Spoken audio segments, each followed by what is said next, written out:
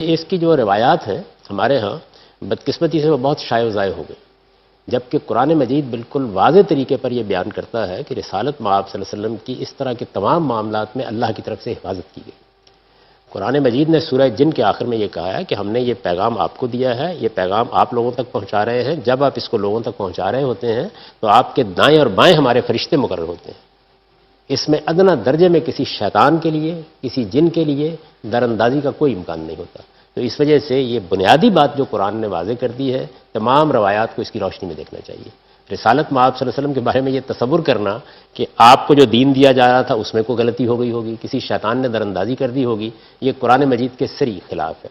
تمام روایات کو جمع کرنے کے بعد اگر آپ قرآن کی روشنی میں ان کو دیکھیں تو بس اتنی سی بات معلوم ہوتی ہے کہ کوشش کی گئی، اور اس کا ذکر قرآن نے بھی کیا، یعنی انہوں نے کوشش کی۔